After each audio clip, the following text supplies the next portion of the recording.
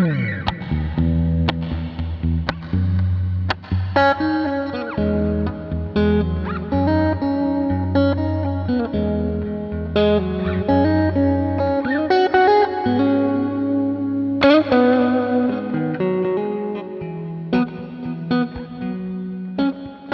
hello everyone, welcome back to another video. Hope you're all doing as great as you can out there. Obviously, lots going on, but you know what? Let's just keep our guitars in our hands, and we're going to be getting through this. And I thought, on this, very positive note, I'd talk about a guitar failure. Makes sense, right? No, I want to talk about something that, it's easy to make a video about accomplishments and good things, and those really high moments whenever you're doing stuff. But I thought I'd make one about kind of what I viewed as one of like my bigger, kind of like a failure in a way. It taught me a lot. It's something that taught me a lot, and it's a lesson that I had to learn the hard way, unfortunately. But it's a very good lesson, so maybe this will help someone else not have to make the same mistake that I did. And we're just gonna dive on into this one. Let me know if you've kind of experienced this stuff as as a full-time musician. I've been doing this for about 10 or 11 years now, and I've certainly learned a couple things about what to do, and today we're going to talk about one of the hardest lessons that I had to learn. So let's go ahead and dive into it.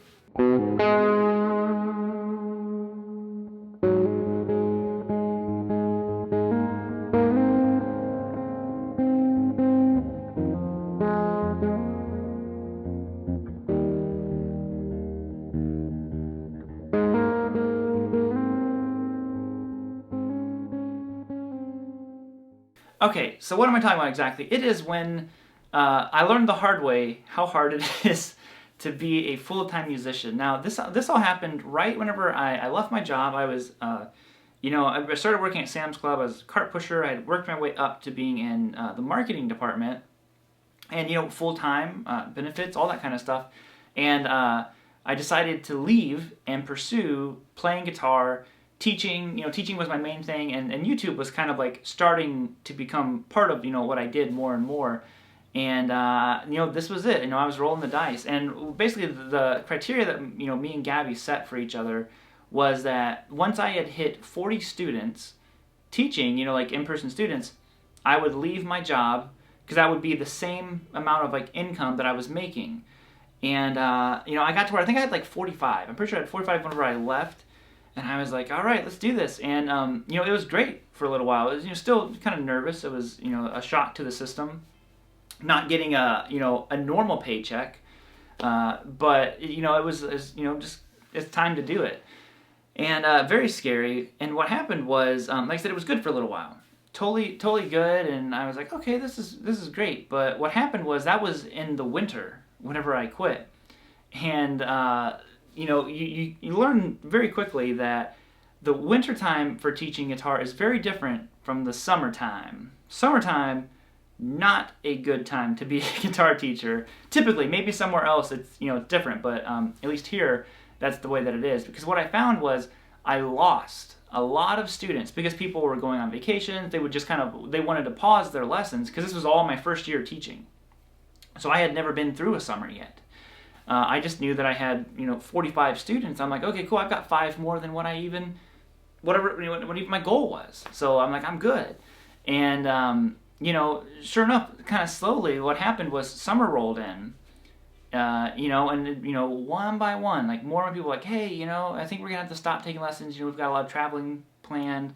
I won't be back until basically the fall. When school came back in for kids. I was like, oh, okay. And then I remember it hit me whenever I was counting. I was like, how many students do I have right now? Because that was all of our income. That was all the money that we made was from teaching. YouTube really didn't pay anything. I think YouTube was maybe like $100 a month or something like that. So it wasn't really paying much. And I remember figuring out, I'm like, wow, I'm down to like 27 or 28 students. I'm like, wow, that's crazy. I've lost so many students, and I get like super anxious and nervous about it. And then before I knew it, I remember the lowest we got. I think we had, it was 19 or 21. I can't remember exactly how many, but it was, literally, income cut in half. Very scary. So what I had to do to kind of make up for it was I, went back to Sam's Club for about 4 or 5 months. I'm not sure how long I worked there.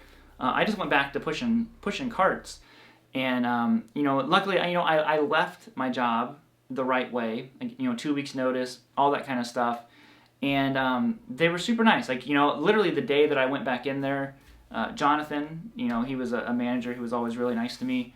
A lot of the managers were always very nice. And I remember I went in there and I asked him, I was like, hey, do you guys have anything?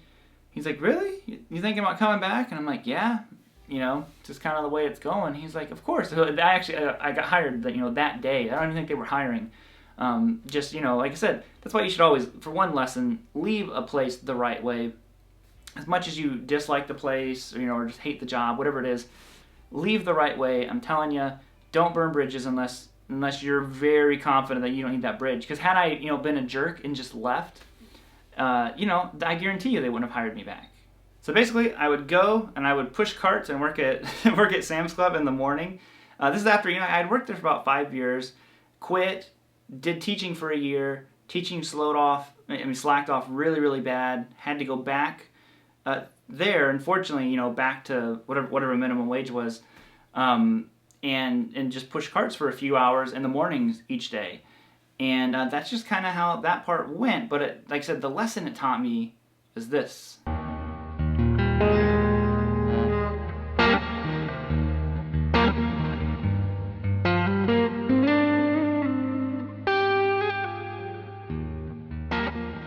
So the lesson was an important one, and that was, as much as you care about, this is something I talk about in live streams all the time, much as you care and just want to play guitar all day, you also have to have a little bit of business sense about you. And like I said, I constantly want to say this because I can't stress it enough to people who are starting YouTube.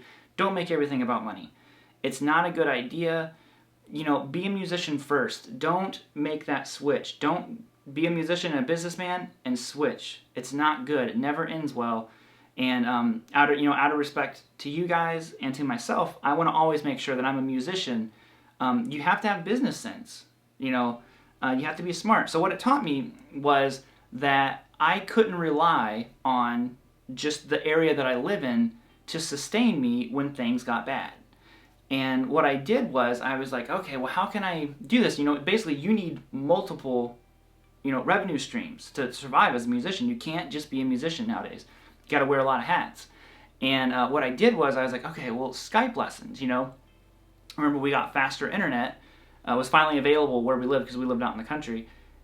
We got it, cost us more, but I was like, I'm going to start doing the Skype lessons. And sure enough, what I found was the Skype lessons were better than in person just because I live in Ohio. So Ohio is one of the cheapest, places to live in all the U.S. I think we're like ranked number 9 or something like that.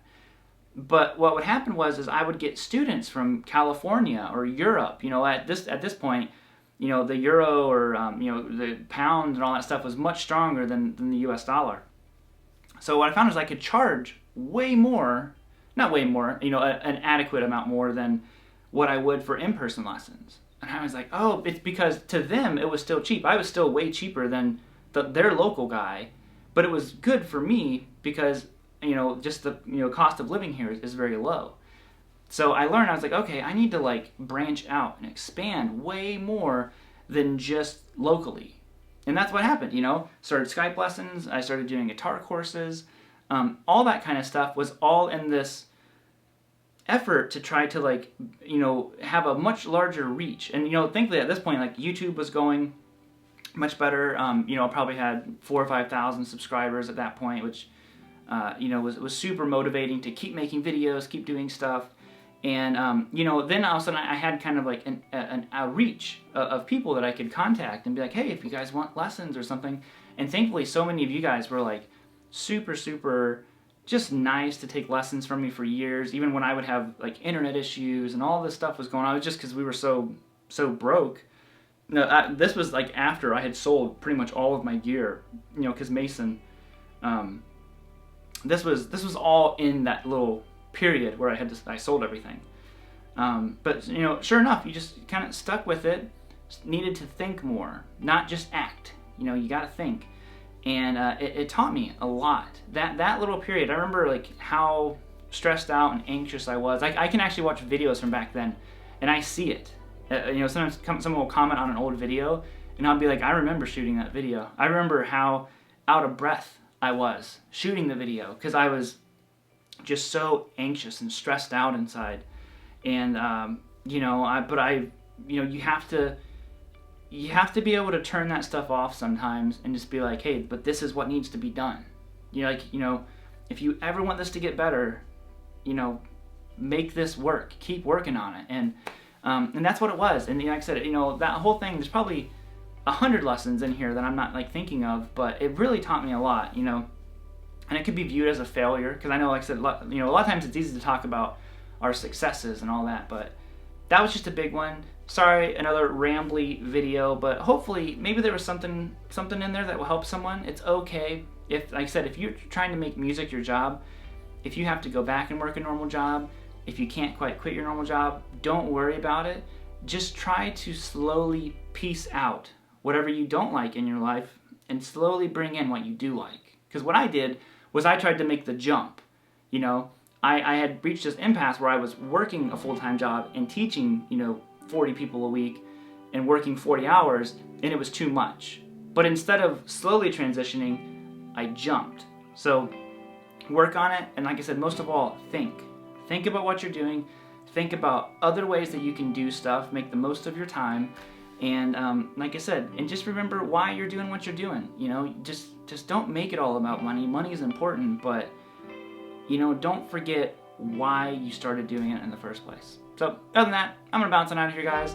Hope you're all having a great day, as good as possible, and I'll just see you Wednesday with a new video. So peace out. I'm gonna play you some rhythm. You know, we were doing that Fleetwood Mac thing there, so I'll play that rhythm for a little bit for you, and you can just jam on it. So here we go.